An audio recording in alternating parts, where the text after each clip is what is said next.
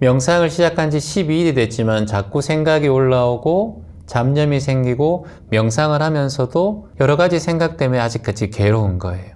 감사합니다 하고 되뇌이기도 하고 만트라도 해보고 화근도 해보지만 그게 잘 되지 않아요. 이런 상황에는 어떻게 해야 될까요? 이런 질문이었어요. 이제 12일 됐습니다. 마음이란 것은 눈으로 나타나지 않고 보이지 않아서 마음의 상처는 치유하기가 더 힘들고요. 마음의 습관은 더욱더 치유하기가 힘듭니다. 오래될수록 나이가 더 많을수록 고치기가 더 힘든 게 습관이라고 할 수 있습니다. 50년 동안 담배 태우신 분이 끊는 게 쉬울까요? 아니면 50일 동안 담배 태우신 분이 끊는 게 쉬울까요? 내가 지금 소매치기예요. 내가 5개월 동안 소매치기를 하다가 잡혔어요. 감옥에 갔습니다. 그래서 나왔어요. 그런 분이 고치기 쉬울까요? 50년 동안 소매치기를 한 사람이 그 소매치기 하는 버릇을 고치기 쉬울까요? 제가 해외 강연을 24일 동안 하면서 느낀 건 항상 한국 음식이 그립다라는 거예요. 매년 가보지만 음식이 입맛이 잘 맞지 않아요. 그래서 고추장도 좀 사가기도 하고 고춧가루도 일부러 봉지에 넣어갔습니다. 뿌려 먹으려고. 그건 왜 그럴까요? 내가 40년 넘게 대한민국에서 음식을 먹었기 때문이에요. 그래서 대한민국의 입맛, 김치, 고추장, 된장의 입맛이 내 습관이 되었기 때문에 외국의 음식을 가끔은 먹을 때는 괜찮은데 별미로 그곳에서 계속 몇 주 동안 먹을 때는 습관이 안 돼서 힘들어요. 명상도 똑같습니다. 여러분이 쉽게 바뀔 거라고 생각하면 오산이에요. 나이가 들어서 명상을 시작하고 마음 공부를 시작했다면 더 그게 힘들 수가 있습니다. 시간이 많이 필요해요. 하지만 변화하는 건 반드시 있어요. 그래서 그 변화의 기대를 좀 내려놓고 변화가 되려면 시간이 좀 많이 걸리기 때문에 왜냐하면 내가 오래된 내 습관과 업식이 워낙 두텁기 때문에 돌처럼 딱딱하기 때문에 이걸 갈고 얼음처럼 단단하기 때문에 이걸 녹이고 하는 시간이 충분히 필요하다라는 거예요. 그런데 약을 먹고 치료하는 것은 치료가 아니라 그 내가 여기 안에 있다라는 걸 잊어버리는 거예요. 근데 본래 이것은 사라지지가 않아요. 정신적으로 피폐하신 분들이나 괴로우신 분들, 우울증, 조울증 분들은 꼭 명상과 마음 공부를 같이 반복해 나가셔야 됩니다. 그래서 시간이 조금 걸릴 수 있더라도 그것을 절대 포기하지 말고 이제 어떤 생각이 올라오고 하면 내가 아직까지 명상을 시작한 지 얼마 안 됐는데 아직까지 옛날의 기억들이 문득 또 올라오는구나. 내가 이런 장소에서는 이런 생각이 올라오는구나.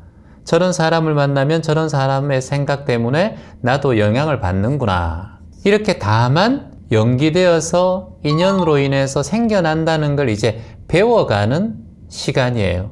근데 이 연기라는 것을, 인연법이라는 것을 내가 지금까지 적용하지 않고 살았고 보통 안 좋은 일이 생기면 남 때문에 또는 재수 없어서 운이 없어서 이렇게 얘기했던 시절 인연이 우리가 워낙 길어요. 그래서 잘 몰라요, 우리가. 그래서 시간이 오래 걸린다라는 거예요. 자, 예전에 여러분 그리스 철학의 아버지가 탈레스예요, 탈레스. 그 이후에 이제 소크라테스가 나오죠. 소크라테스가 나오면서 그 다음에 제자가 플라톤이에요. 플라톤 다음에 제자가 아리스토텔레스입니다. 아리스토텔레스는 이 본질론을 굉장히 주장했어요. 본래 무엇이 있고 그것을 통해서 무엇이 생겨난다. 그래서 약간 신앙적인 측면도 있었고 신의 존재론에 대한 이제 그런 믿음과 관점이 많았어요. 모든 존재가 이렇게 태어나고 개구리는 개구리로 태어나고 참새는 참새로 태어나고 이런 종이 본래 있다라고 생각해 오고 있던 관점이 찰스 다윈은 그건 종의 탄생이 아니라 환경에 의해서 변화되어 온 것이다 라고 얘기를 합니다. 그런 생물체에 대한 도감에서 벗어나서 본래 것은 없다. 모든 것은 조금씩 진화되어서 성장해 왔다라고 찰스 다윈이 1970년도에 발표하게 돼요.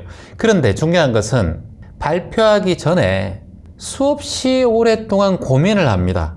왜냐? 이건 너무나 기가 막힌 발견이기 때문이에요. 한 섬에서 새를 연구하기 시작합니다. 찰스 다윈이.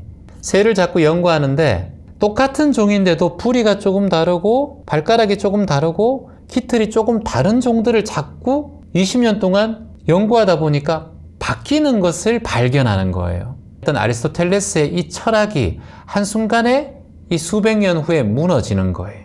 그러면서 찰스 다윈의 진화론이 세상에 드러나게 됩니다. 그런데 이걸 발견하고부터도 설명을 어떻게 해야 될지, 자신이 다른 이상한 사람으로, 미친 사람으로 매도되지는 않을까 걱정을 하는 마음으로 조마조마하면서 20년을 더 연구를 해요.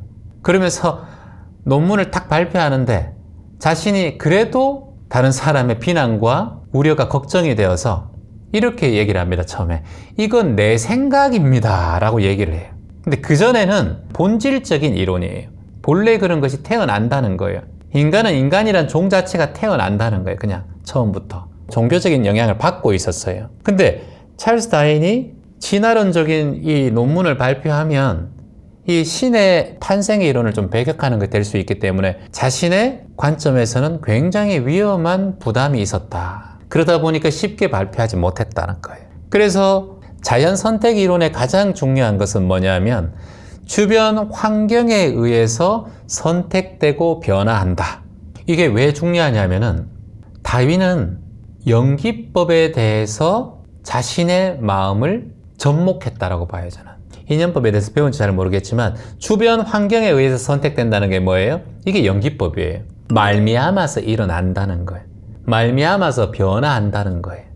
새를 조사해 보니까 어떤 섬에서 이 새의 부리가 포도같이 딱딱한 열매가 많은 지방에서 자라는 새는 똑같은 종류인데도 부리가 꼭 앵무새처럼 이렇게 호두까기를 편하게 할 수 있는 부리로 점점 바뀌더라. 20년이 지나니까. 근데 여기 다른 벼이삭이 많이 농사 짓는 그런 곳에서는 그게 아니라 두루마리 잎처럼 쫄깃하게 해서 쪼아 먹는 참새 잎처럼 바뀌더라. 똑같은 종인데도 주변 환경에 의해서 부리가 바뀌더라.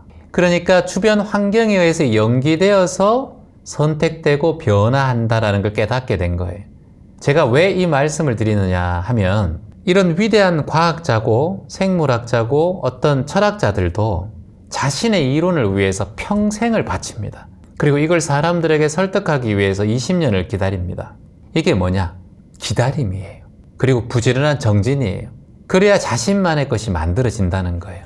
수백 년 동안 이어온 그 모든 철학을 깨면서도 자신의 강력한 이론을 주장할 수 있는 건 자신이 그만큼 그것에 정진하고 공부해 왔다라는 거예요.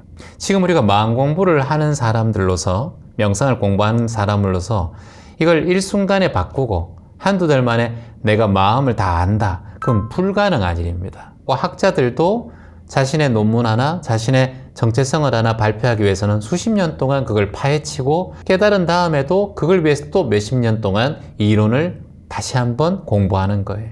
우리의 마음가짐도 쉽게 바뀌고 쉽게 변화할 수는 없습니다. 이제 하나하나 배워가는 거예요. 급하게 생각할 필요 없어요. 신중하고 조금 더 느리게 가더라도 그것이 바뀌고 변화한다는 데 믿음을 가지시면 돼요. 여러분 같이 한번 따라해 보세요. 나는 매일매일 조금씩 변화되어 간다. 날마다 조금씩 나아진다. 나는 그것을 믿는다.